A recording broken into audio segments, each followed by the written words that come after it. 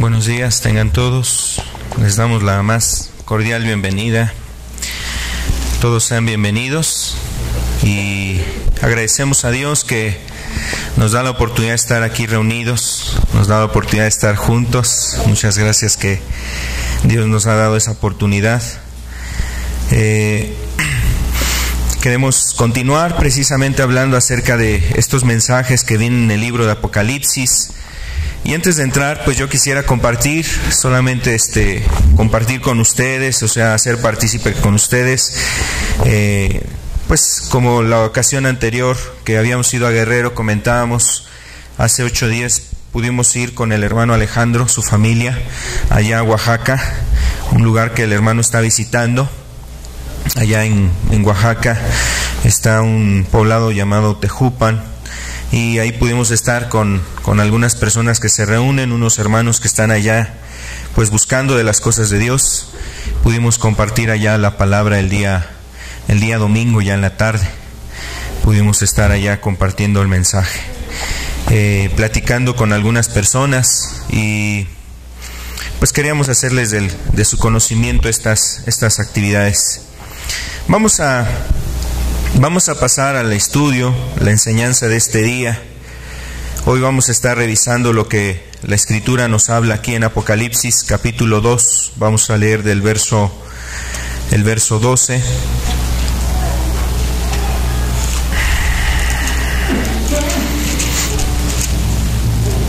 El verso 12 al verso 17 es el mensaje que está dirigido a la iglesia en Pérgamo. Dice aquí la Escritura en el verso 12: y escribe al ángel de la iglesia en Pérgamo, el que tiene la espada aguda de 2 filos, dice esto: yo conozco tus obras y dónde moras, donde está el trono de Satanás, pero tienes mi nombre y no has negado mi fe, ni aun en los días que Antipas, mi testigo fiel, fue muerto entre vosotros, donde mora Satanás. Pero tengo unas pocas cosas contra ti, que tienes ahí a los que retienen la doctrina de Balaam, y que a los que retienen la doctrina de Balaam, que enseñaba a Balac a poner tropiezo ante los hijos de Israel, a comer de las cosas sacrificadas a los ídolos y a cometer fornicación. También tienes a los que retienen la doctrina de los nicolaitas, la que yo aborrezco. Verso 16: por tanto, arrepiéntete pues, si no vendré a ti pronto, y pelearé contra ellos con la espada de mi boca. El que tiene oídos, oiga lo que el Espíritu dice a las iglesias. Al que venciere, daré a comer del maná escondido, y le daré una piedrecita blanca, y en la piedrecita escrito un nombre nuevo, el cual ninguno conoce sino aquel que lo recibe. Vamos a hacer una oración. Le pedimos a Dios que nos ayude para entender su palabra en esta tarde ya. Señor, queremos primeramente agradecerte, Señor, el que estés con nosotros, Señor, y que estés en medio de este lugar. Tú eres el centro de este lugar, Señor. Tú eres el que haces posible esta reunión, Padre, y tú mereces toda la gloria. Por eso hemos reconocido a través de estos cantos, Señor, de lo que tú eres digno, Señor.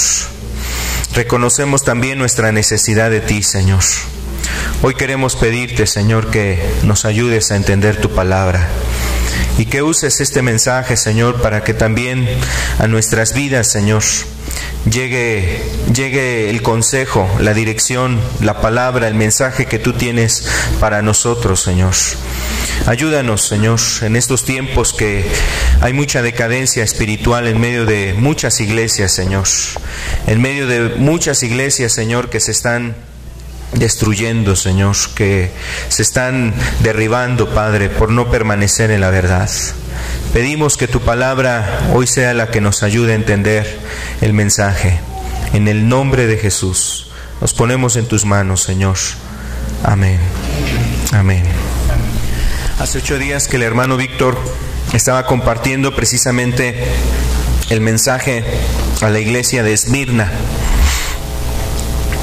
Pues nosotros veíamos en esa iglesia una iglesia que fue alabada, que fue exaltada por el Señor Jesucristo. Una iglesia a la cual no se le reprendió. Se conoce a esta iglesia como una iglesia que a sí misma se consideraba pobre, pero Jesús la veía como una iglesia rica. Jesús se presentó a esa iglesia como el que estaba vivo y el eterno. O sea, el que está vivo y el que es eterno. Se presentó a ellos de esa manera.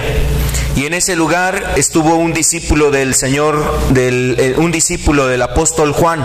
El discípulo era Policarpo. Policarpo, que era precisamente en aquel entonces el obispo, el pastor, el ministro en esta iglesia en Esmirna. Y a este hombre se le dio ese mensaje, y juntamente a la iglesia que estaba con él. Sin embargo, cuando pasamos a esta iglesia, la que vamos a estar revisando el día de hoy, vemos alguna similitud. En este caso, algunos comentaristas, la tradición habla que aquí en Pérgamo estaba pastoreando en aquel entonces, antes de que se fuese escrita esta carta, estuvo pastoreando este hombre, Antipas. Antipas había sido el ministro, el obispo de esa iglesia, y por eso refiere a Antipas como aquel testigo fiel que había sido muerto. Se dice que Antipas fue muerto en aquel periodo de persecución que llevó a cabo Domiciano. El emperador Domiciano, que era un emperador que estuvo cerca de los años 80 después de Cristo al 96 después de Cristo. En ese periodo de persecución es en el periodo en el que murió este hombre, Antipas. Y también Antipas fue un discípulo, también eso es lo que cuenta la tradición en aquel entonces, la tradición cristiana, que era él un discípulo de Juan, del apóstol Juan. Asimismo, como en la iglesia de Esmirna estaba otro discípulo de Juan. Y en este caso vemos aquí una diferencia.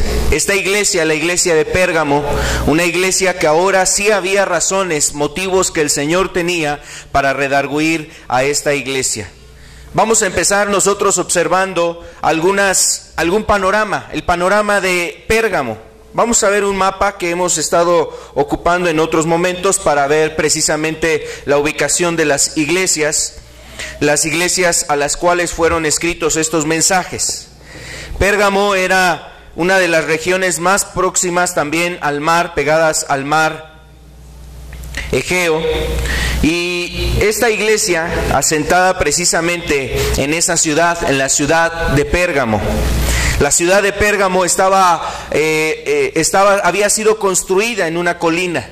A lo lejos se alcanzaba a ver el mar y se alcanzaba a visualizar gran parte de aquella extensión en la parte del mar Egeo y también de la parte de Asia. En esta iglesia, en Pérgamo, había varias arquitecturas reconocidas de aquel entonces. Había un templo o un altar muy famoso, el altar a Zeus, uno de los altares más grandes que se tenía en aquel entonces. Vamos a ver la siguiente diapositiva, por favor. Esta es una maqueta precisamente del altar a Zeus. Era un altar que tenía de largo tenía 39 metros de largo, y ahí se colocaban las ofrendas y todo eso al dios Zeus, que era el dios pues de alguna manera concebido por la mitología griega como el dios más grande, o el mayor de todos los dioses. En la cultura romana era precisamente un similar de Júpiter. Y entonces ahí se hacía una adoración a Zeus. Seguramente por esto también era uno de los motivos que dice la epístola: yo sé que estás asentada en donde está el trono de Satanás. O sea, yo sé dónde moras, donde está el trono de Satanás. Y seguramente era una referencia a este lugar donde había una gran cantidad de idolatría. Estaba este altar, el altar de Zeus, uno de los altares en aquel entonces más concurridos, donde las personas de distintos lugares llegaban a ofrecer incienso, o poner ofrendas delante de este altar en honor o en representación de adoración a este supuesto dios, al dios Zeus. También en esta ciudad estaba asentado otro altar, el altar al dios de la medicina, al dios Esculapio, que era precisamente conocido como el dios de la medicina. Lo curioso de este dios es que este dios siempre está acompañado de una serpiente. Y también los cristianos referían que seguramente esto hacía alusión a que era el trono de Satanás. No solamente la adoración al falso dios Zeus, sino también la adoración a este tipo de dios, representado o acompañado siempre por una serpiente. De ahí viene el símbolo de varios símbolos médicos que acompañan una serpiente en representación o de alguna forma alusión a este dios, a Esculapio. Otro punto también importante resaltar en esta ciudad de Pérgamo, en Pérgamo se construyó uno de los templos, que fue uno de los templos más importantes de aquel entonces. Algunos dicen que era el templo al emperador Augusto. Fue construido en el año 29 antes de Cristo. En el año 29 antes de Cristo se construyó ese templo, y el templo Augusto era un templo en el cual se buscaba darle culto no a dioses, sino a los emperadores. Los mismos emperadores asumían esa posición, o sea, como de atribución divina, y ellos mismos se proclamaban dioses. Y hubo varios emperadores que después de muertos fueron nombrados como dioses. Sin embargo, hubo un hombre, Trajano, que este hombre se autollamó Dios aún antes de morir. Y ahí se construyó también un altar para darle culto a los emperadores. Pero además de eso, después, en el tiempo del cristianismo, cuando el cristianismo llegó a todas aquellas regiones, a los cristianos se les forzaba a ofrecer incienso a la imagen del emperador.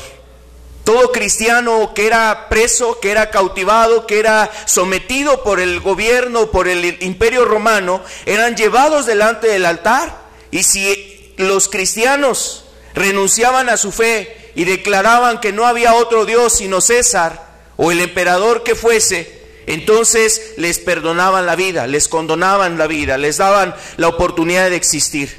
Pero si ellos se rehusaban a confesar a ese ídolo o a rendirle incienso, a ponerle incienso al emperador, a su estatua, a su imagen, entonces eran sometidos a la muerte.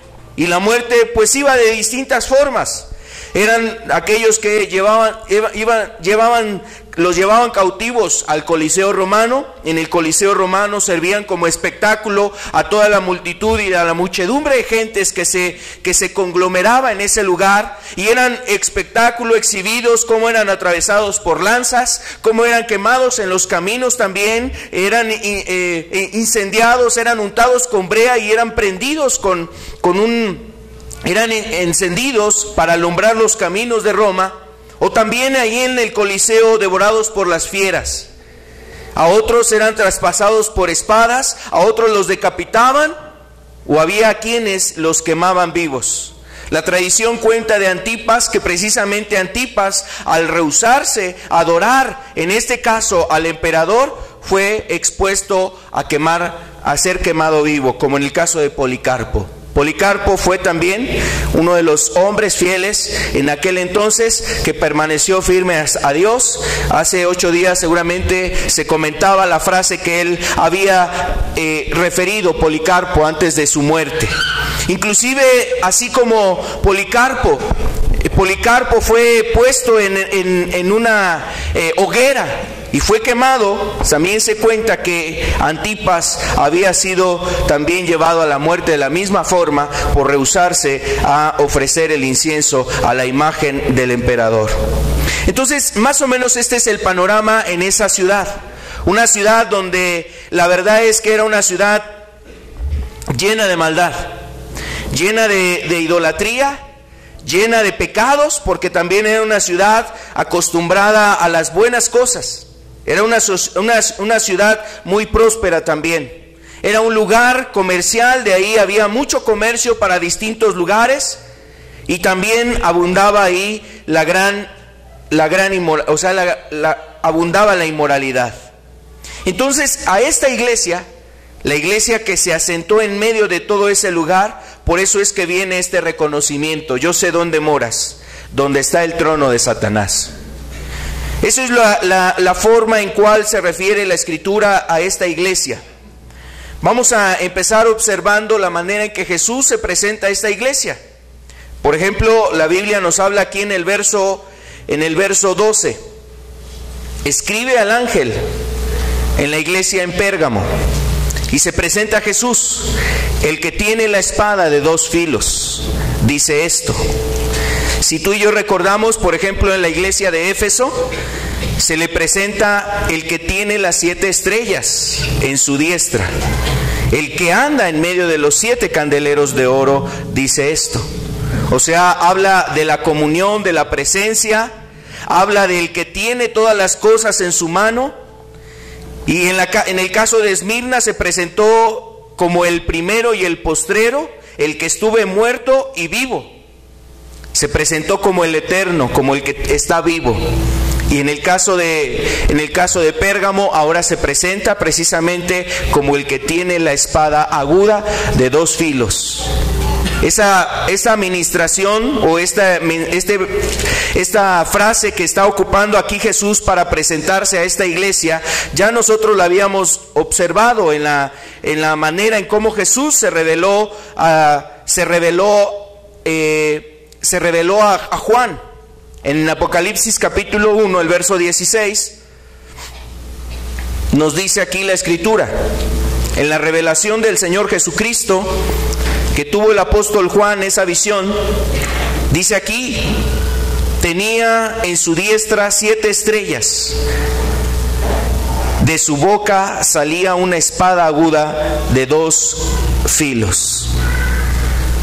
Y bueno, es curioso que también la forma en que Jesús se presenta a esta iglesia es con aquel que tiene la espada. Ahora, es importante entender que la espada en la Escritura habla acerca de la palabra de Dios. La primera forma de entender el mensaje de la espada es que la espada está relacionada a la palabra de Dios, o es una figura de la palabra de Dios. La Escritura en Hebreos nos dice que la palabra de Dios es como una espada de 2 filos, que traspasa el corazón, que traspasa los tuétanos, etcétera, que discierne los pensamientos, las intenciones, etcétera. La Escritura en Efesios capítulo 6 nos habla también de que la espada del Espíritu es la palabra. Entonces nos habla de esa palabra, la palabra de Dios. La espada se refiere a la palabra de Dios. Y este mensaje era importante presentarse así, porque está hablando de aquel que posee la verdad. La Escritura nos ha mostrado la verdad. La palabra ha sido dada de parte de Dios. Él es el que tiene la palabra de autoridad y de vida para la iglesia. Era importante también que los escuchantes o los miembros de esa iglesia entendieran que Jesús, que tiene esa espada aguda, con esa juzgaría también a las naciones, con esa espada también regiría a las naciones, con esa espada también sería analizado el cuerpo de Cristo, escudriñada la iglesia. Por eso le dice el que tiene la espada aguda de 2 filos. Y también esto era un mensaje para que la iglesia tuviese cuidado de los falsos maestros que estaban amenazando en ese entonces a las iglesias. inclusive más adelante le lleva a reconocer, le lleva a decir que esa iglesia había retenido y había aceptado a los nicolaitas. Ya comentábamos cuando hablábamos acerca de la iglesia de Éfeso quiénes eran los nicolaitas, que era una falsa doctrina que manejaban. Entonces, la espada de dos filos con la cual se presenta el Señor era un mensaje para que la iglesia entendiera la importancia de la palabra y que no se apartaran de la palabra de Dios. Pero también la espada no solamente tiene una referencia hacia la palabra, sino hacia el juicio.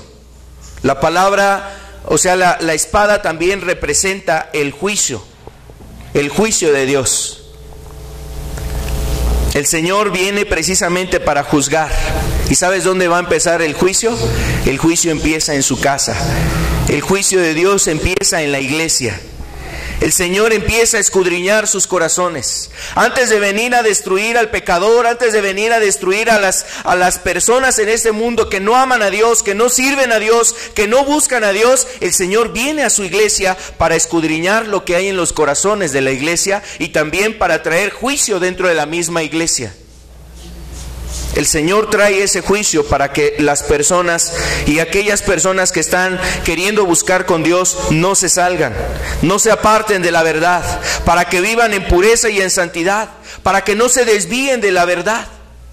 El Señor también trae el juicio para poder atraer a su iglesia al camino recto. También, le dice Dios a esta iglesia: yo sé dónde moras, donde está el trono de Satanás, decíamos.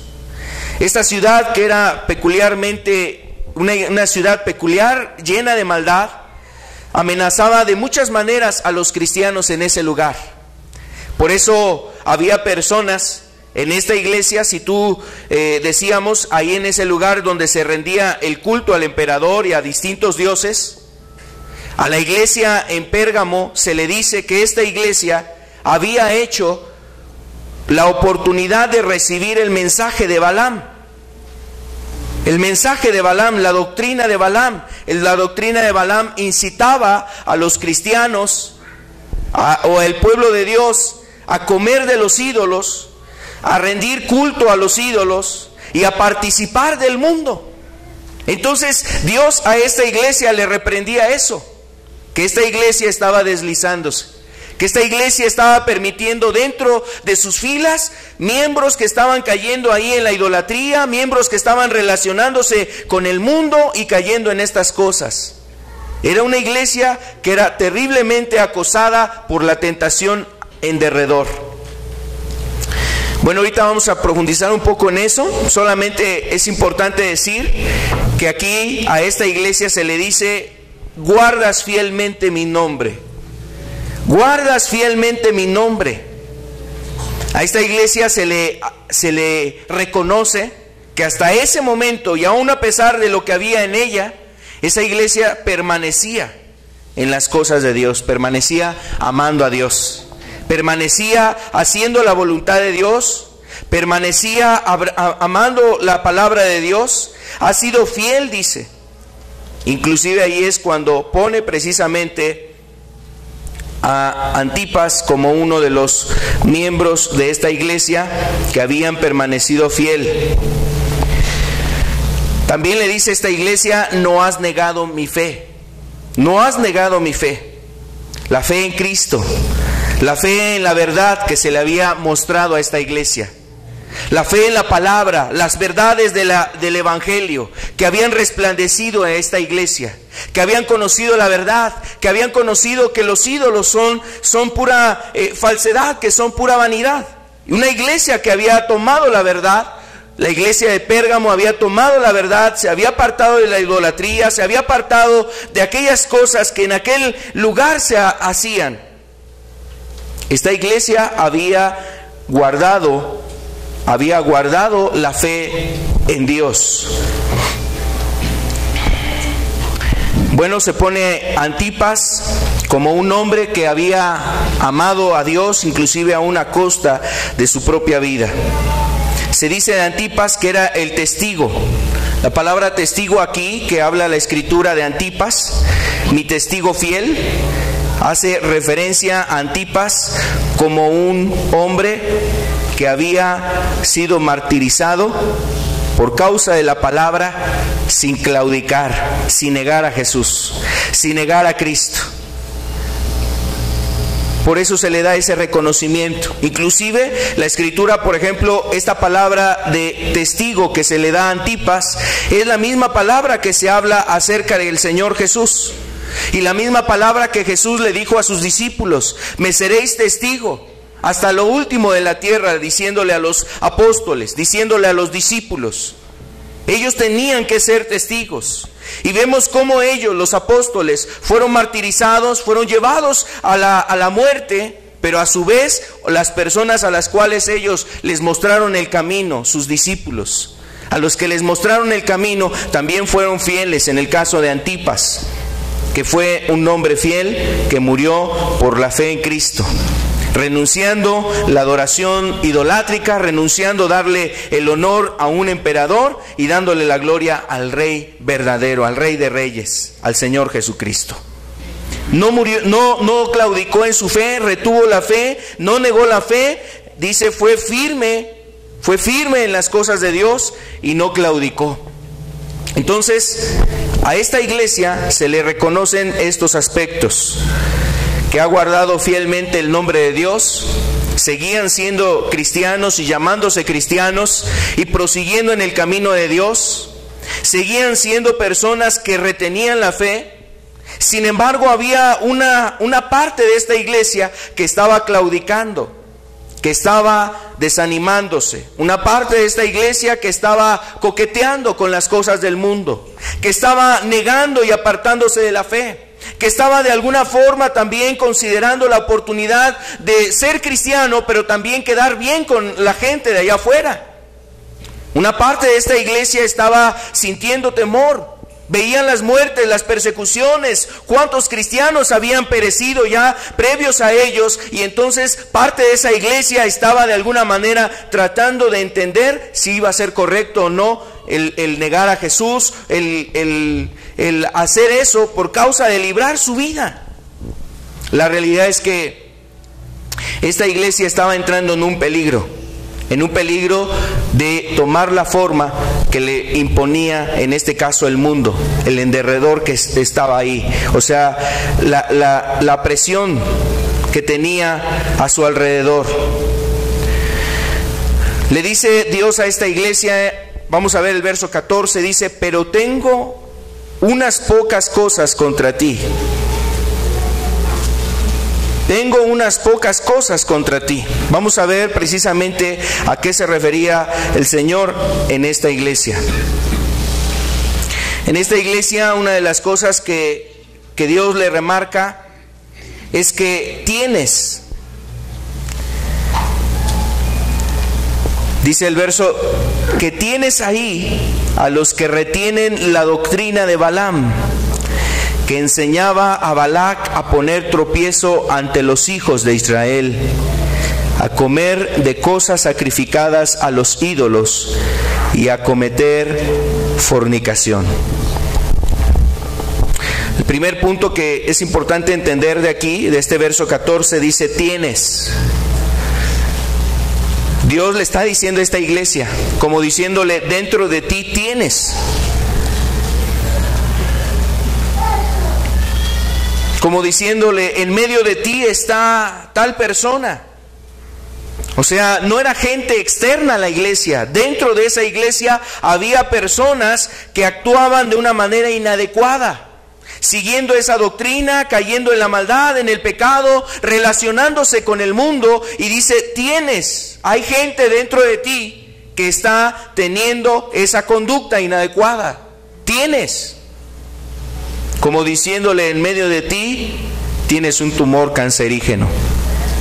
En medio de ti hay una enfermedad sumamente peligrosa.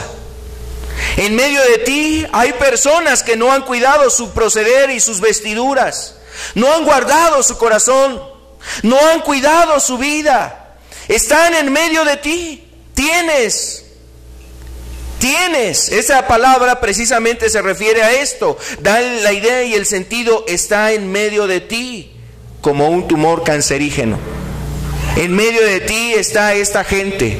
En medio de ti están este tipo de personas. Y también le dice respecto a los nicolaítas, retienen.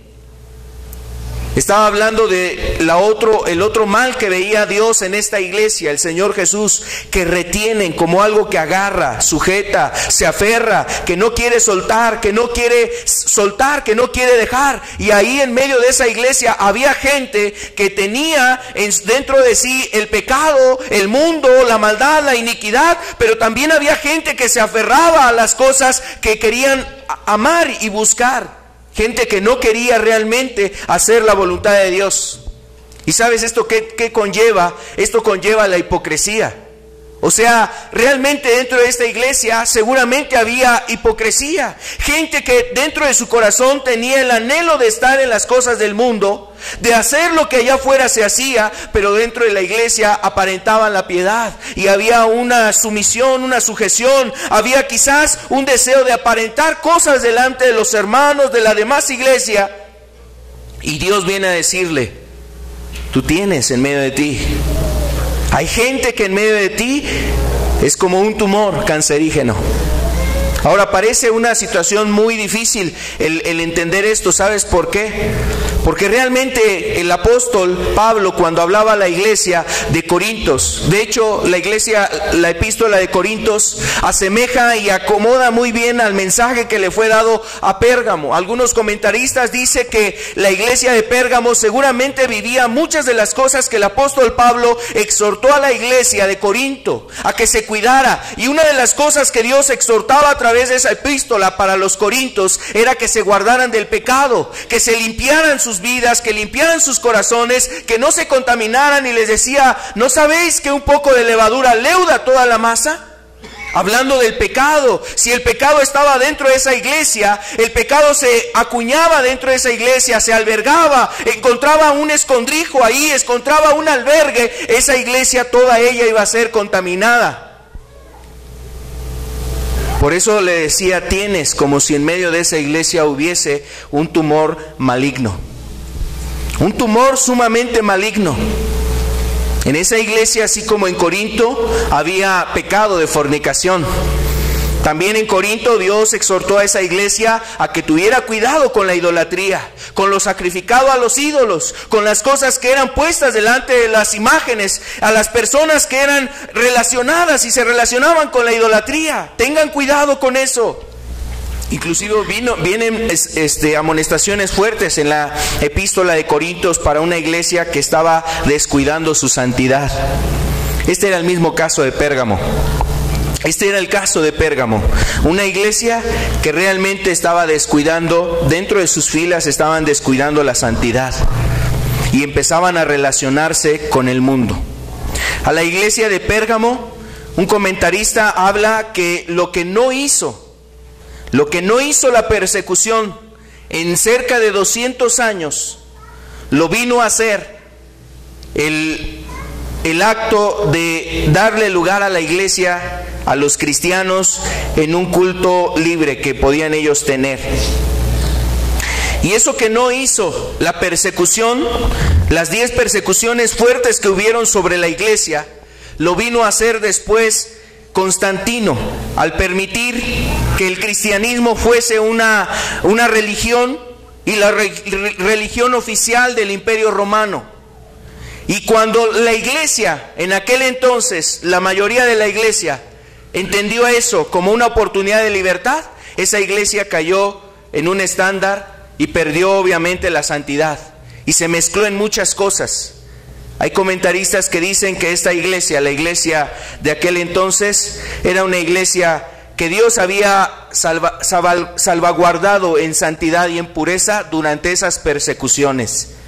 Pero cuando se le dio la oportunidad de ejercer sus creencias y su credo, esa iglesia fue casada con el mundo, fue relacionada ahora con el mundo. A la iglesia de Pérgamo se le conoce también como la iglesia que está casada con el mundo, la iglesia que le gusta relacionarse con el mundo.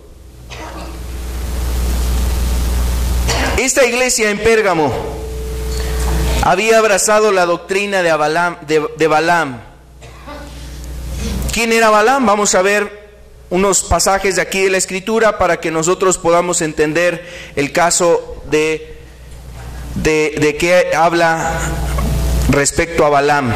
En el libro de Números, por favor, en el capítulo 25. Números 25.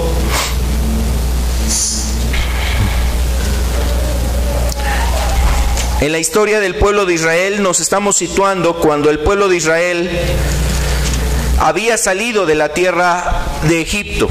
Habían pasado el mar Rojo, estaban caminando en el desierto, y poco después de que el pueblo ya había recibido los mandamientos de Dios, aquí en el libro de Números capítulo 25, nos dice la Escritura en el verso 1 y 5, moraba Israel en Siritim, y el pueblo empezó a fornicar con las hijas de Moab. Y dice el verso 2, las cuales invitaron al pueblo a los sacrificios de sus dioses. Y el pueblo comió y se inclinó a sus dioses.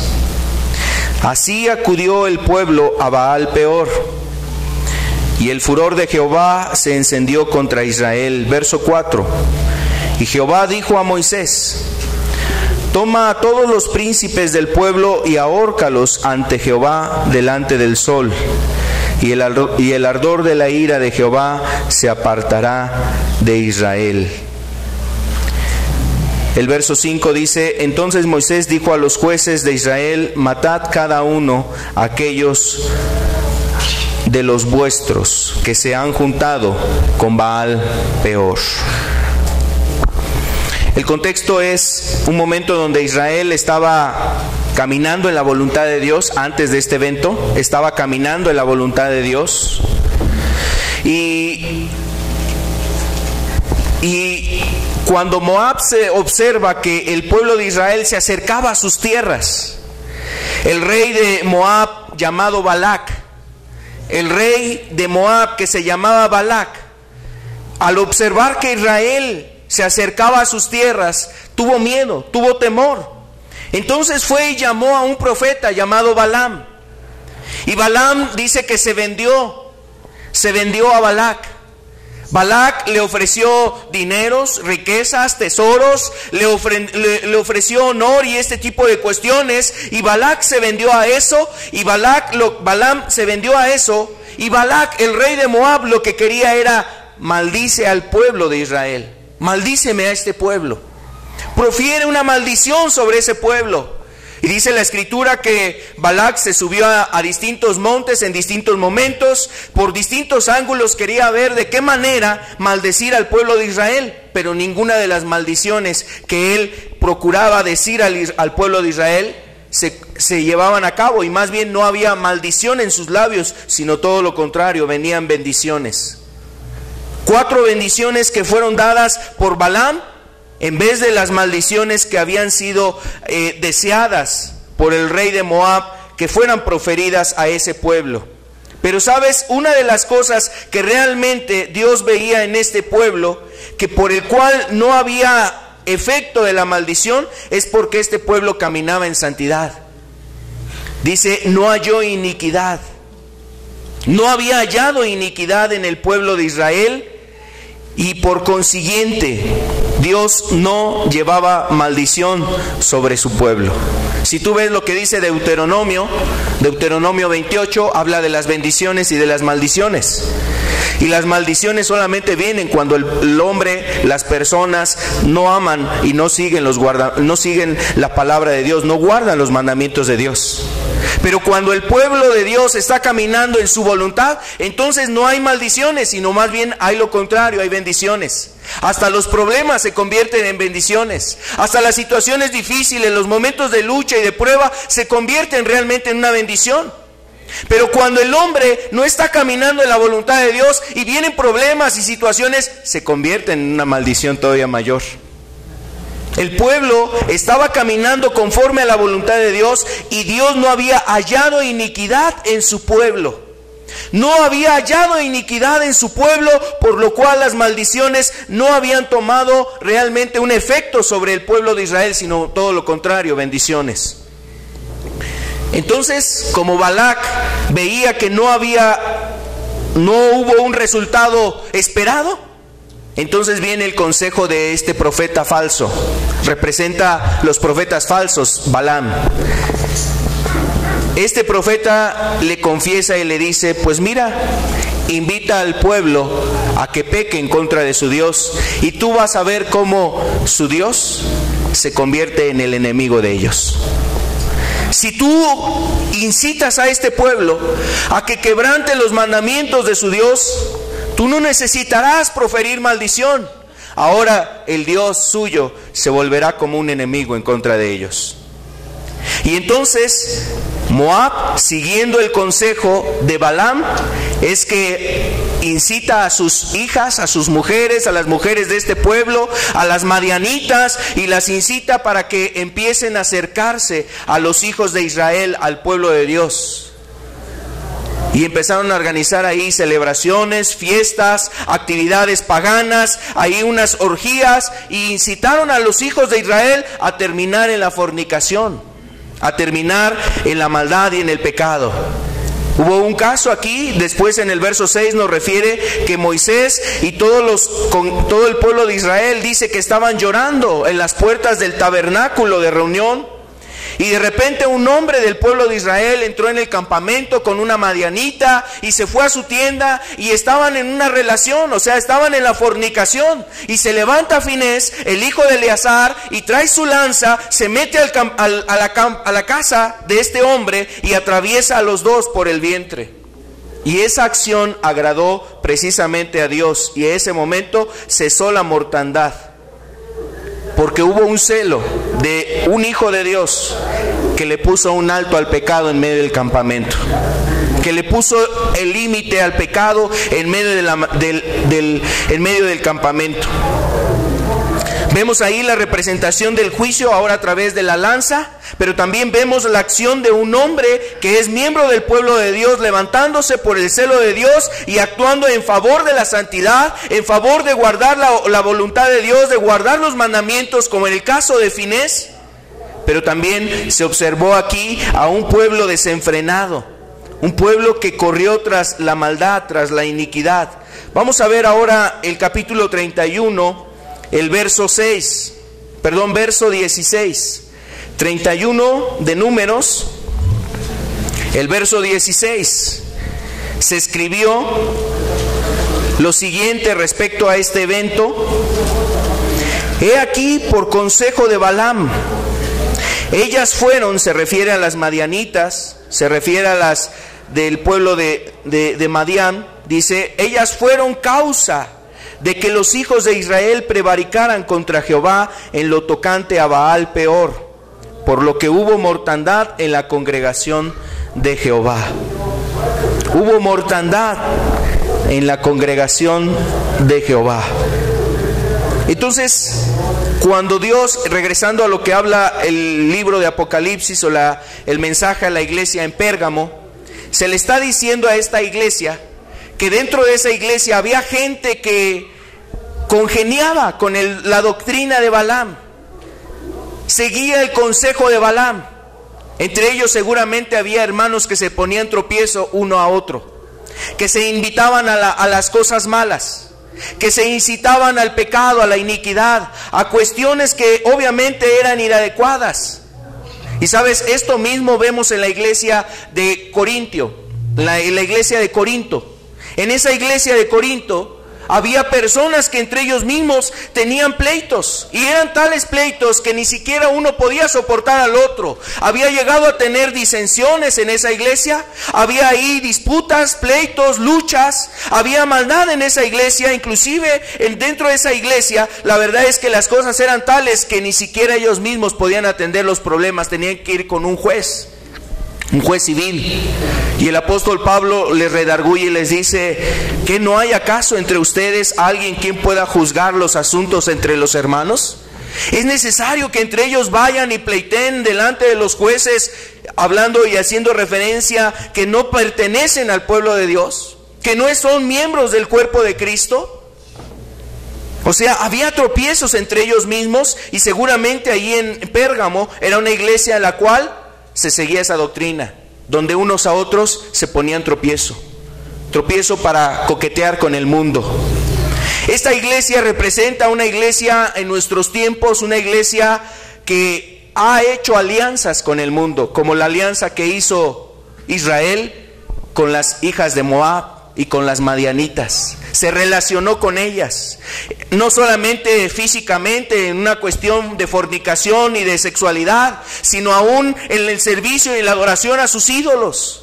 Entonces es una iglesia que representa la iglesia que se enlaza con el mundo, la iglesia que se estima y que se relaciona con el mundo.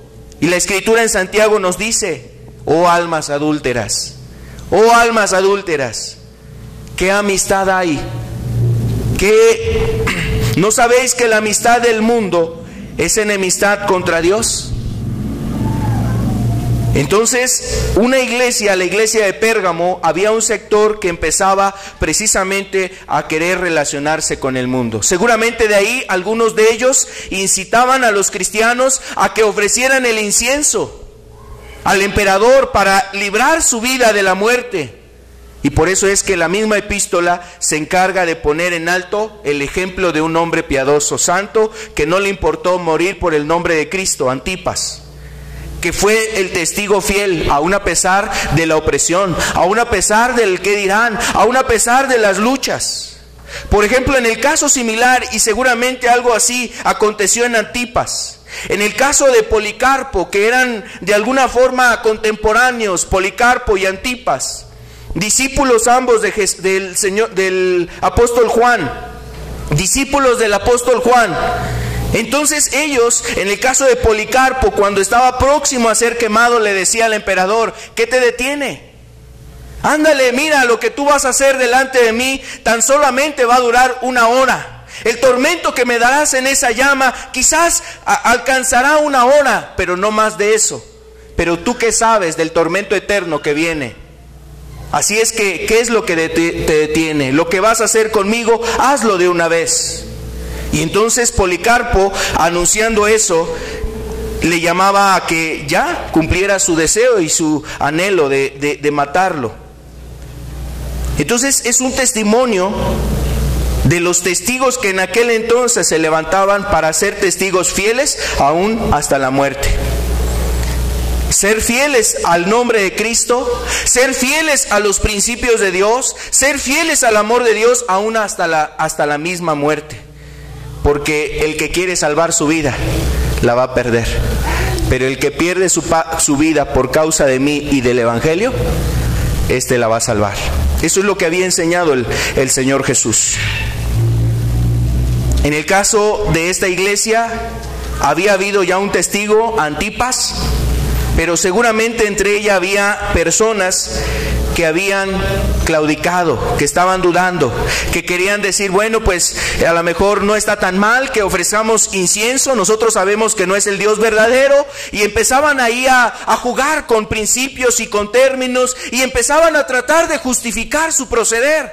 Y es lo que se ve en este tiempo. Mira, la doctrina de santidad dentro de las iglesias es una doctrina que realmente se ha jugueteado con ella. Se han establecido estándares que realmente la Escritura no aprueba ni avala. Vemos ahora iglesias que se relacionan con el mundo. Vemos la música cómo se ha metido del mundo a las iglesias. Vemos ahora las modas que hay en el mundo, las modas que hay en el mundo, cómo se meten en las iglesias. Las festividades del mundo se meten a las iglesias. Por ejemplo, ahora la gente que está muy preparada para las posadas, la Navidad y este tipo de cosas, vemos cómo la gente está en ese rol y en ese estilo de vida, pero también vemos a gente que dice ser cristiana y está enrolada, sigue la misma corriente, está siendo llevada, arrastrada por la misma ola de iniquidad, ese río de inmundicia que hay sobre esta tierra. Muchos que se dicen ser cristianos están corriendo detrás de ello, y ves a bautistas, y ves a presbiterianos, y ves a evangélicos, y ves a muchas iglesias que están corriendo en la misma corriente de este mundo, van en la misma dirección de este mundo. ¿Qué diferencia?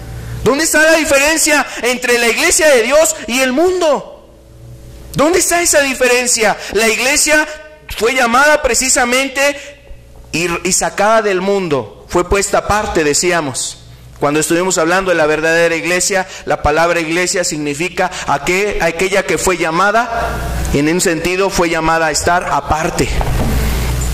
Pero ahora vemos a iglesias que como Pérgamo están congeniando y se están mezclando, así como aquellos del pueblo de Israel que nos cuenta la escritura ahí en el libro de Números. Se relacionaron con el mundo, con los moabitas, con las moabitas. Participaron de su idolatría, participaron de su vida. Y eso es lo que vemos ahora.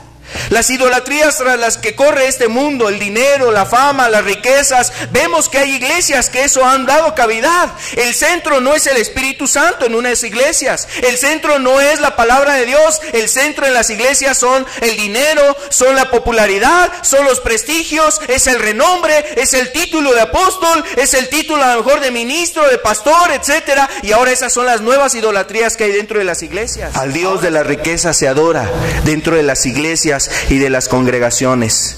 No es Cristo ni la obra del Espíritu Santo la que está dentro de las iglesias.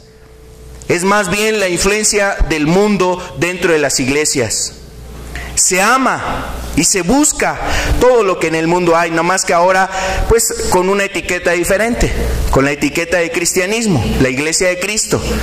Y esos términos, iglesias que se llaman iglesia de Cristo, pero el mundo está dentro de esas iglesias, son iglesias que realmente han desvirtuado la verdadera iglesia. Han traído vituperio y difamación al nombre de Cristo, a la iglesia de Cristo. Entonces, la iglesia en Pérgamo estaba consintiendo los tropiezos dentro de ellas. La Escritura nos enseña a no ponernos tropiezo. Si tú puedes después leer Mateo 18, el verso 6 nos habla que iban a venir los tropiezos. Iban a venir tropiezos, pero también Jesús dice, ay de aquellos por los que viene el tropiezo. Ay de aquellas personas por las cuales viene el tropiezo. Imagínate que dentro de la iglesia se pone tropiezo a las personas, que un hermano a otro hermano, y esas cosas que se dan en las iglesias, donde los hermanos se dejan de hablar, hay enemistades, hay pleitos, hay robos, hay chismes, hay murmuraciones, y todo eso son tropiezo. A veces hay gente que llega nueva a una iglesia, a una congregación, y ve un ambiente así y dice, no, pues ¿para qué llego a ese lugar? Estoy mejor allá en mi casa. Estoy mejor en mi casa, allá no hay chismes, allá no hay estas cosas, allá no hay señalamientos, allá no hay este tipo de cosas. Y entonces ahí se pone tropiezo no solamente a los cristianos, sino aún a la gente que está necesitada de buscar el nombre de Cristo. El tropiezo no solamente es dentro de un local, el tropiezo es inclusive en tu casa, donde tú estás. Porque si tú eres una persona que eres cristiana o dices que eres cristiana, tu testimonio, tu vida puede acercar a una persona a las cosas de Dios, pero también puede serle tropiezo. Puede serle tropiezo a otros. Y así hay muchas iglesias en este tiempo que más que atraer a la gente a las cosas de Dios, lo que ha generado es un tropiezo. Es un tropiezo a las personas que quieren buscar a Cristo, que están necesitadas de Cristo. Mira, a pesar de que el mundo les ha ofrecido muchas cosas y muchos placeres a la gente allá afuera, la gente aún en todo eso se da cuenta que está vacía, que está muy necesitada y que tiene un hambre de algo diferente. Ellos no saben de qué es. Ellos no saben de qué es. La Escritura nos dice que es el hambre de Cristo, la sed de Cristo. Pero esa gente al no saber, al no darse cuenta, están necesitadas. De repente ahí hay algo que les hace probar algo distinto. Un compañero en el trabajo que teme a Dios, que se guarda en su corazón, en sus pensamientos, que es respetuoso, que ama a su semejante, que cuida su vida y su testimonio delante de los demás. Y entonces eso le incita, le despierta y le dice, ¿qué tendrá este hombre? Yo lo veo muy diferente. Yo veo a esta persona que es distinta. Este no es como los otros que he conocido. Y eso puede llevar a las personas a conocer la verdad de Cristo. Pero también puede pasar lo contrario si no se da el testimonio correcto. Entonces, en esta iglesia se estaba siguiendo la doctrina de Balaam, que incitaba a los demás a poner tropiezo, pero también dice aquí a participar de los ídolos, o sea, a comer de lo sacrificado a los ídolos. Y todo esto tiene que ver con la idolatría. Tú sabes que en este tiempo pues las personas se reúnen en torno a una supuesta celebración del nacimiento de Cristo, que no es otra cosa más que un culto idolátrico, donde la gente considera, y la tradición católica, no la tradición cristiana, la tradición católica ha establecido que supuestamente en estos tiempos, en estas fechas, es cuando nació el Señor Jesucristo. Bueno, es una tradición católica que inclusive es vergonzoso que muchos evangélicos ahora están siendo arrastrados a través de ello, y también están colgando sus esferitas, sus árboles de Navidad y todo ese tipo de cosas en sus casas, en sus hogares.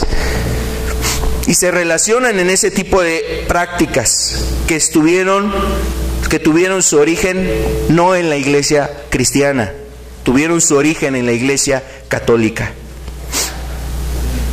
contaminada por la mezcla que había precisamente del mundo con lo que realmente era de Cristo. Una iglesia así mezclada que después fue perdiendo la pureza y la santidad.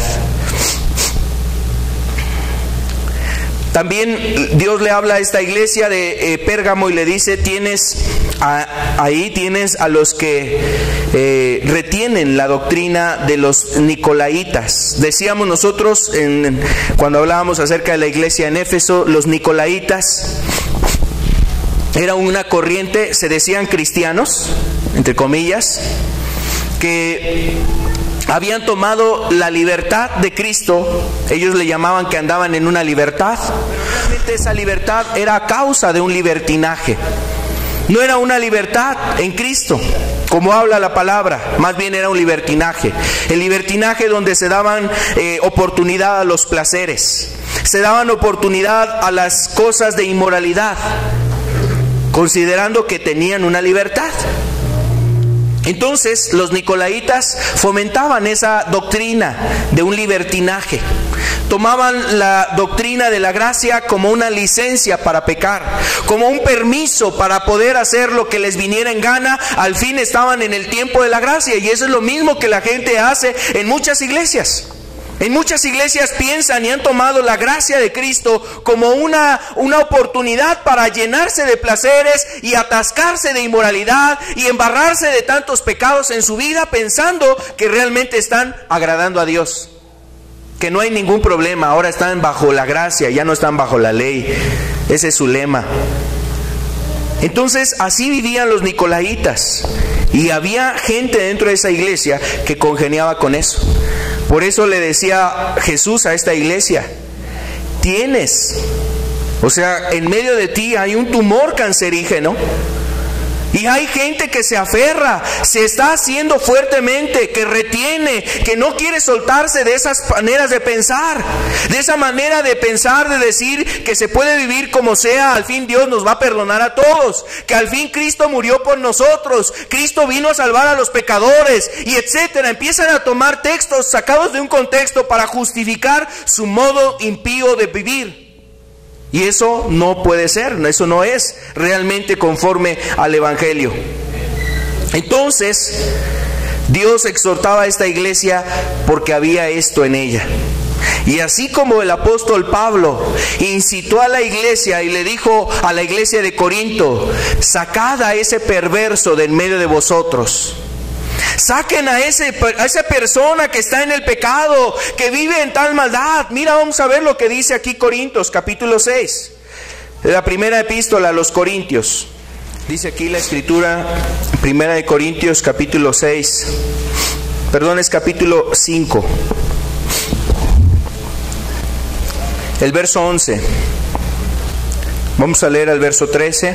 Dice, más bien os escribí que no os juntéis con ninguno que llamándose hermano fuere fornicario, o avaro, o idólatra, o maldiciente, o borracho, o ladrón, con el tal ni aun comáis.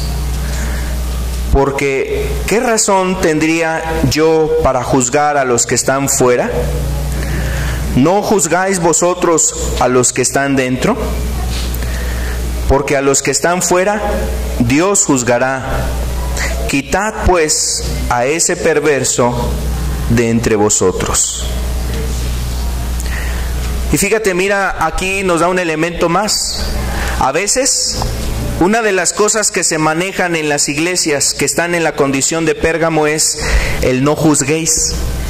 No juzguéis, hermano, no es de juzgar, es que, pues tú quién eres para juzgar al hermano, tú quién eres para juzgar a tal persona. Y el único juicio que prohíbe la Escritura es el juicio hipócrita, donde Jesús decía, bueno, primero quítate la viga que tienes en tu ojo para que le puedas ayudar a tu hermano a quitarse la paja. Eso es un juicio hipócrita, cuando tú estás peor que tu hermano y lo quieres a lo mejor componer, enderezar, ayudar, a enmendar en su camino. Ese es el juicio que prohíbe la Escritura. Pero cuando una persona está caminando en santidad, Dios le ha dado autoridad a una iglesia que camina en santidad en emitir un juicio porque será un juicio justo, un juicio en amor, un juicio buscando la gloria de Dios, y ese juicio es para cuidar a los hermanos y la vida de la iglesia.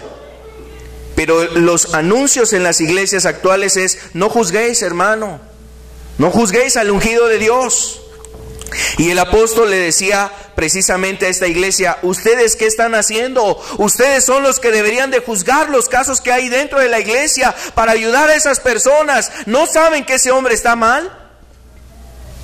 Y les dice: bueno, pues yo les he dicho que no se junten con una persona que llamándose hermano tenga este proceder, y refiere ahí varios pecados. Y bueno, les dice al final del verso 13, tienen que quitar a ese hombre perverso de entre vosotros. Ese era el tumor cancerígeno que estaba dentro de la iglesia. Y es un mensaje similar que le da Dios a esta iglesia en Pérgamo. Tú tienes, y dentro de ti están los que retienen la doctrina de los nicolaitas. Así es que esta iglesia tenía que actuar y que tomar decisiones para limpiarse, para vivir en santidad, para no dar cavidad al pecado dentro de ellos. Que el pecado no estuviese realmente en esa iglesia, que no permaneciera el pecado ahí. Y Dios llama precisamente a esta iglesia a que se limpiara.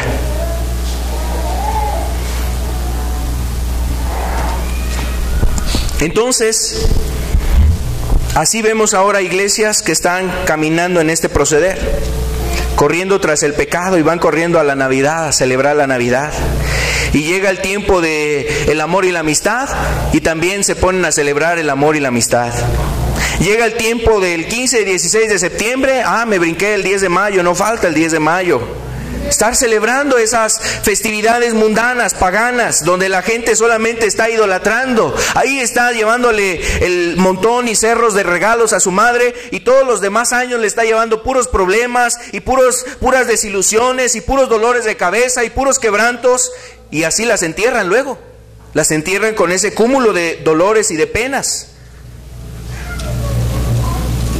Se ponen a celebrar iglesias ahí las festividades mundanas y a participar en las corrientes de este mundo. Que si ahora la moda es traer tal peinado, si ahora la moda es vestirse de tal forma, ahí van corriendo las multitudes de gente que se dice ser cristiana tras esas modas. Si ahora la moda es hablar de la prosperidad, pues las iglesias se atascan de esos tipos de mensaje. Si el mensaje ahora es la risa santa, pues la gente se atasca de ese tipo de cosas. Si la gente habla, inclusive ahora ya es una moda hablar de la santidad, ya es una moda hablar del arrepentimiento. Y la gente se llena de esas modas cuando realmente no viven. Estoy hablando de la santidad y del arrepentimiento. O también hay modas donde las iglesias se han dado a hacer una gran cantidad de obras de misericordia. Se van a hospitales, a orfanatos, se van a casas hogar, se van a asilos de ancianos, se van a lugares ahí a hacer unas supuestas obras, pero su corazón está podrido, su corazón está corrompido, su corazón no es santo delante de Dios. ¿Y de qué le sirve al hombre que se diera a su cuerpo para ser quemado, pero si no tiene amor? No tiene amor ni para con Dios, ni tiene amor para con su prójimo. Son puras obras falsas de un impío. Solamente es para llenar un requisito ahí de los dogmas estipulados en una congregación. Para que tú seas miembro de esta iglesia, tienes que hacer esto, tienes que vivir así, tienes que hacer estas cosas. Y solamente es seguir los dogmas que ha establecido un hombre, que inclusive él mismo está mal delante de Dios. Un pastor, un ministro, que no se ha sujetado a la palabra de Dios, que ni él mismo se sujeta a los principios bíblicos. Así está viviendo la iglesia en este tiempo, la iglesia que se dice la iglesia de Cristo.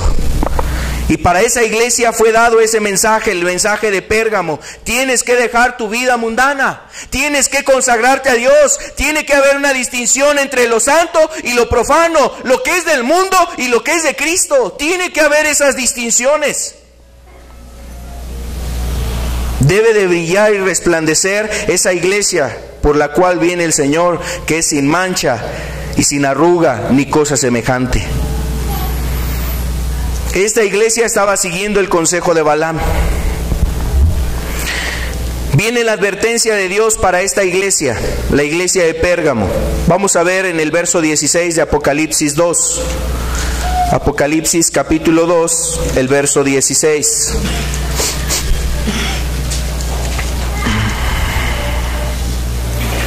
Por tanto, arrepiéntete, pues si no vendré a ti pronto y pelearé contra ellos con la espada de mi boca. Aquí es donde se cumple el juicio, o la ilustración que tiene la espada, la interpretación que puede tener la espada como un instrumento de juicio, de emitir un juicio. No solamente representa la palabra de verdad, la palabra viva del Espíritu Santo, la espada del Espíritu, la palabra que puede transformar la vida de un hombre, pero también representa el juicio. Y juntamente con esta advertencia viene la amenaza. Tienes que arrepentirte, por tanto tienes que arrepentirte. Date cuenta de lo que has hecho, de cómo has vivido. De cómo has vivido. Arrepiéntete. Dice, si no, pelearé contra ellos con la espada de mi boca. Y sabes, precisamente decíamos hace un rato que el juicio empieza en la casa de Dios.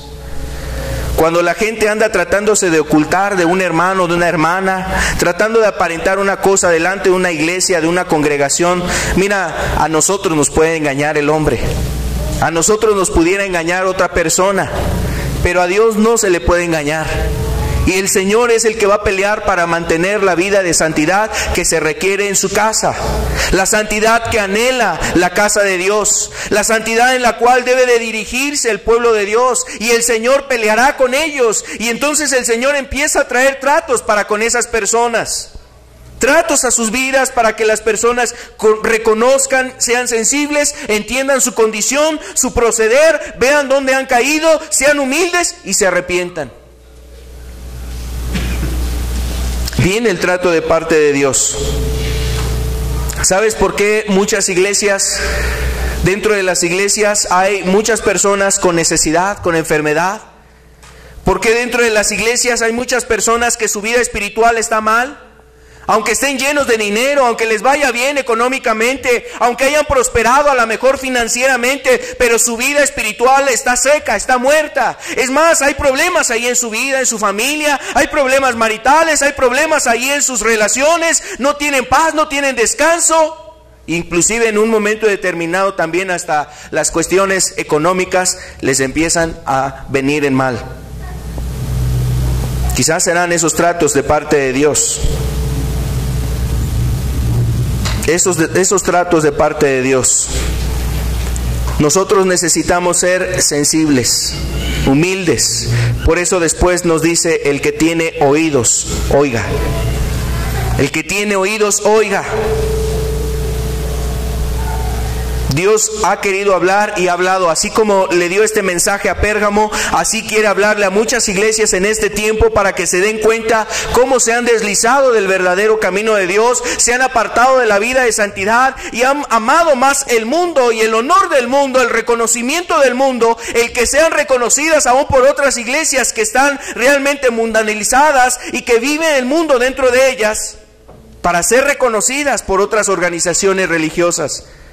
Ahora vemos que hasta los católicos se juntan con los protestantes, evangélicos, los metodistas, los bautistas para orar según por un ecumenismo, donde las iglesias quieren ser una, donde supuestamente las distintas iglesias quieren ser una. Todos los que tienen un nombre de cristiano, si se dice católico pero es cristiano, se dice evangélico pero es cristiano, se dice bautista pero es cristiano, ahora yo creo que hasta los testigos de Jehová van a estar metidos ahí. Pero eso realmente no es el concepto de la Escritura, no es lo que la Biblia habla. Más bien habla de cómo las iglesias están realmente desviándose de la verdad, aprobando cosas inadecuadas en sus filas.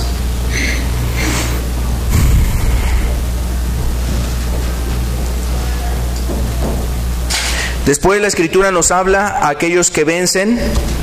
En este mensaje a Pérgamo está hablando acerca de aquellos que han oído el mensaje. Vamos a ver el verso 17. Apocalipsis 2, verso 17, el que tiene oídos, oiga lo que el Espíritu dice a las iglesias. Al que venciere, daré a comer del maná escondido, y le daré una piedrecita blanca. Le daré el maná escondido. Y aquí hay algo muy importante, porque precisamente una iglesia que se está mezclando con el mundo es una iglesia insatisfecha, es una iglesia que no está saciada.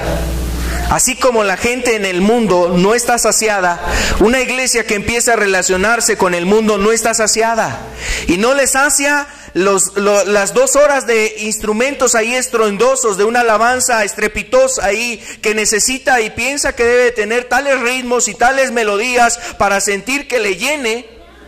Y después se hace unos conciertos ahí en el Estadio Azteca, ahí en el auditorio, y mandan a traer al cantante, al artista, al pseudocristiano fulano de tal, para que les llene un poquito de emoción su corazón y se sientan que están recibiendo las cosas de Dios. Eso habla de una iglesia mundana, que no está saciada, y que como el hijo pródigo, se fue a vivir perdidamente, y hasta que gastó sus bienes se dio cuenta de su grande necesidad, comiendo las algarrobas. Así hay muchas iglesias que están llenando a los feligreses de algarrobas, de lo del mundo, y les cuentan chistes y traen ahí un payaso para que les haga un show, un espectáculo, para que la gente esté divertida, no se duerma, no esté bostezando, no tenga este sueño, no tenga esa inquietud. Ya es tarde, hermano, ya tenemos que ir a la comida, ya tengo hambre. O sea, la gente está buscando eso. Yo no sé si tú buscas eso. A lo mejor esta no es la iglesia que tú estás buscando, porque no congenia con tu manera de pensar, tu manera de ser. Hay muchas, pudiéramos recomendarte algunas si quieres. Hay muchas iglesias que piensan así y que están así. Pero yo te digo algo, no traen el maná verdadero. No está el maná verdadero. Dice aquí la Escritura: yo le daré a comer el maná escondido. ¿Sabes quién es ese maná escondido? El Señor Jesucristo. El Señor Jesús es ese maná. La Escritura nos habla, por ejemplo, en Juan capítulo 6, verso 31 y 35. Él es el maná verdadero. El Señor Jesús nos dice aquí, mira, Juan capítulo 6, el verso 31 al 35. Nuestros padres, está hablando el Señor Jesús y le está diciendo al pueblo de Israel, nuestros padres, refiriéndole a los tiempos de Moisés. Nuestros padres comieron el maná en el desierto, como está escrito, pan del cielo les dio a comer. Y Jesús les dijo, de cierto os digo, como diciéndoles, créanme, estoy hablando verdad, no los engaño, no les miento. Dice, no os dio Moisés el pan del cielo, mas mi Padre os da el verdadero pan del cielo, porque el pan de Dios es aquel que descendió del cielo y da vida al mundo. Estaba hablando de sí mismo. Verso 34. Les dijeron, Señor, danos siempre este danos siempre este pan. Jesús les dijo, yo soy el pan de vida. El que a mí viene nunca tendrá hambre, y el que en mí cree no tendrá sed jamás. Y sabes, por eso hay muchas iglesias que están tratando de innovar y cambian hasta la escenografía. Yo no sé si has tú observado alguna iglesia, tienen ahí una escenografía, luego hasta sillones les ponen ahí en la escenografía para que los invitados lleguen, se sienten, las demás personas están ahí, como si fuese un show, un espectáculo, una entrevista, un programa televisivo. Y la gente está en ese ambiente tratando de que eso sea algo novedoso, divertido, atractivo, que quiera cautivar. ¿Sabes quién es el que cautiva realmente donde está el Espíritu? Donde está realmente la verdad, es el Espíritu. El que cautiva para que nosotros seamos afines a lo de Dios, afines a lo que se está ministrando, afines al mensaje de Dios, es el Espíritu el que pone en nuestros corazones el entender lo espiritual. Pero cuando no es el Espíritu, entonces el hombre tiene que establecer muchas estrategias para amenizar sus reuniones. Y llenan las iglesias, casi que son discotecas algunas iglesias, o son ahí un foro de televisión, así como las televisoras de Televisa, así, o Televisión Azteca, que llevan ahí sus foros y establecen ahí iluminación, focos, esto, aquello, para que las personas estén siendo cautivadas por todo ello. Entonces, así vemos a iglesias que están en este tiempo llenas de el mundo. Y como son iglesias que han congeniado con el mundo, sus vidas están vacías. Por eso Dios le dice a esa iglesia, si tú regresas al camino verdadero, si tú vienes al camino de Dios, tienes que arrepentirte, darte cuenta de lo que has hecho, te has mezclado, has apartado de la verdad, y yo te voy a dar el maná verdadero, el pan que descendió del cielo. Y se refiere a Él mismo. Yo soy ese pan del cielo. Él es el maná, y dice ahora que está escondido. Porque también la Escritura nos dice que nadie puede venir al Hijo si no le fuere dado del Padre. También la Escritura nos dice que nadie puede llamar al Señor Jesús, al Señor Jesús nadie lo puede llamar como Señor si no es por el Espíritu de Dios. Es algo escondido, el mundo no lo entiende, el mundo no lo recibe. Y las iglesias, mira, está Cristo tratando de ministrar la verdad, y muchas iglesias se casan y tienen la idea de que a lo mejor el movimiento espiritual tiene que ser con las emociones. O sea, que ahí haya muchas emociones, que la gente se caiga al piso, que la gente esté ahí a lo mejor brincoteando, que la gente esté a lo mejor visualizando. Hace algunas semanas, meses atrás, comentábamos de iglesias, ¿no? Que ahora ya hasta les llueve ahí diamantes, les llueven diamantes en las iglesias. Eso obviamente no es algo de Dios. El que venciere recibirá el maná verdadero.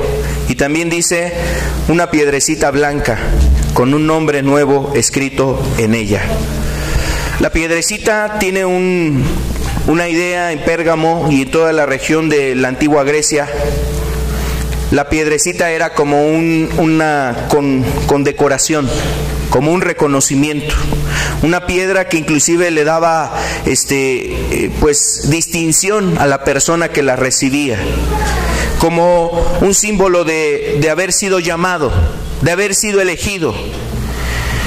Por ejemplo, se le daba a los esclavos que habían sido pues de alguna forma reconocidos. que su señor lo quería reconocer como un esclavo muy especial. Sobre todos los demás esclavos que tenía, este es el esclavo al cual más aprecio. Y entonces recibía una distinción el esclavo. Era un símbolo de hospitalidad. Era un símbolo precisamente, inclusive para algunos esclavos, representaba también la libertad. Para los que vencían en las actividades deportivas, era el símbolo de aquellos que habían ganado o que habían salido vencedores en una competencia. Para los guerreros, para los militares, era un símbolo de la victoria en la batalla.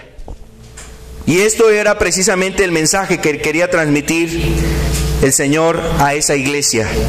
Les daré una piedrecita, pero una piedrecita blanca, asociada a la pureza, a la santidad, al reino de Dios. Y en esa piedrecita un nombre escrito en ella.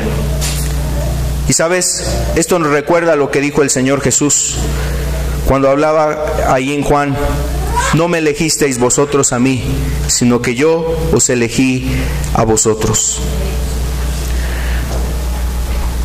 Vamos a terminar viendo lo que dice aquí Apocalipsis 19, porque esa piedrecita también representaba una invitación especial.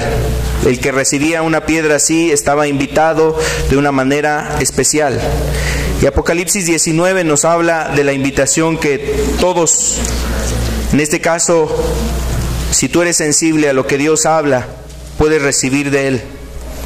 Apocalipsis 19, verso 9 nos dice: y el ángel me dijo, escribe, bienaventurados los que son llamados a la cena de las bodas del Cordero. Y me dijo, estas son palabras verdaderas de Dios. Bienaventurados los que son llamados a la cena de las bodas del Cordero.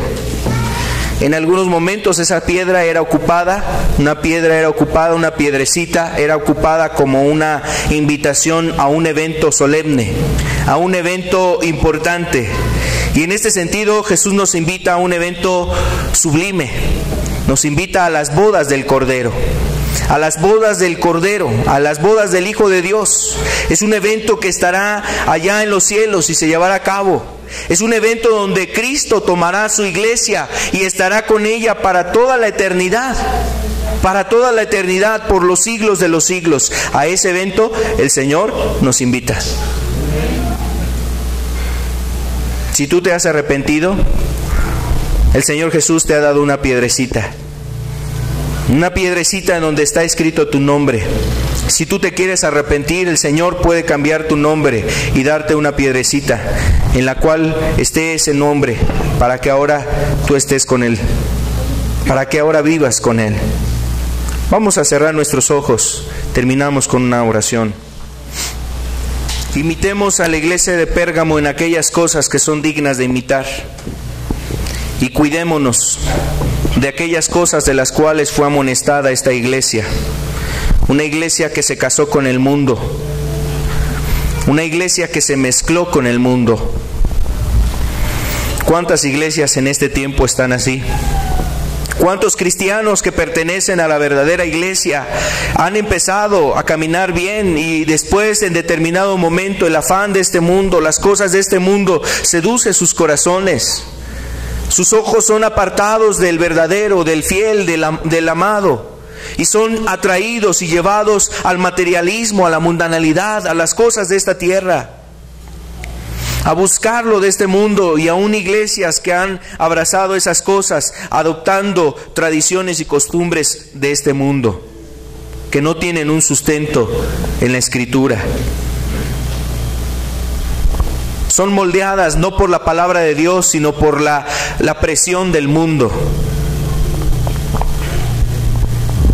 Iglesias que se ponen tropiezo unas a otras para ser arrastradas en la maldad, en la iniquidad, en las tradiciones y costumbres, que son guiadas a las tradiciones paganas, idolátricas, que incitan a los cristianos fieles y verdaderos a comer de lo que se ofrece en este mundo, a los dioses falsos. Las iglesias que están corriendo tras ello. la iglesia de Pérgamo, una iglesia en la cual el Señor Jesús se presentó también como un juez justo, el que tiene su espada sobre la boca, una espada afilada, una espada aguda de 2 filos, que empezaba a haber falsedad en esa iglesia, en la iglesia de Pérgamo, que empezaba a querer mezclarse con lo del mundo. Por eso se dignifica a aquellos que habían permanecido fieles al Señor aún a costa de la muerte. Sigamos los ejemplos que son dignos de seguir de esta iglesia y cuidemos aquellas cosas que son reprendidas. El seguir la doctrina de Balaam, la doctrina de los nicolaitas, que habla de la mundanalidad, el libertinaje, de comer lo sacrificado a los ídolos.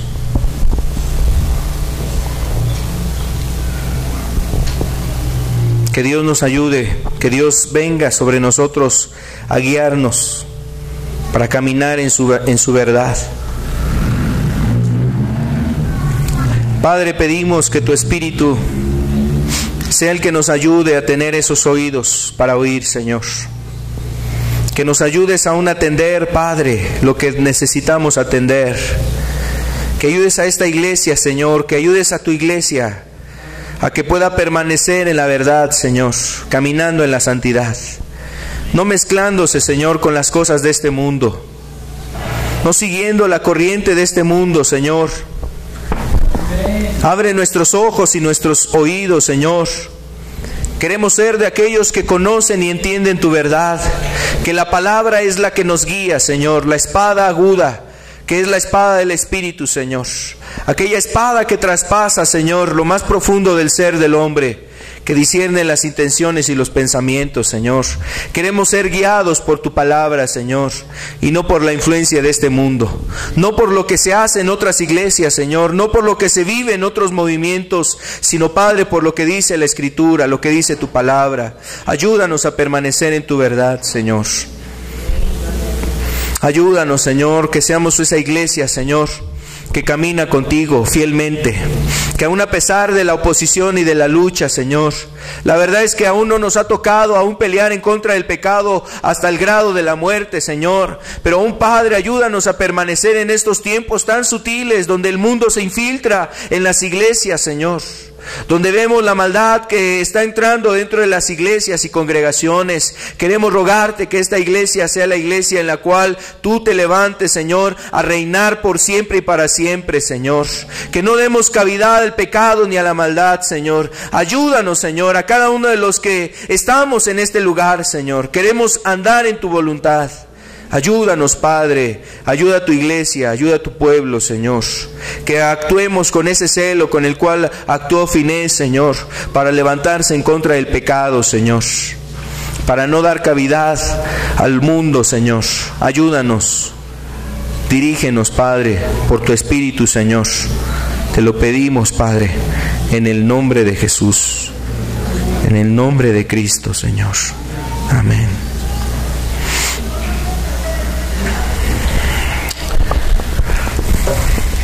Con la ayuda de Dios estamos aquí el siguiente domingo. Los invitamos para que juntos podamos estar, pues también alabando a Jesús, dándole la gloria el próximo domingo, reconociendo lo que Él es, ha sido y aún quiere seguir siendo para nosotros, el Señor. Y pues con la ayuda de Dios estamos aquí el próximo domingo. Dios les bendiga, estamos para servirles.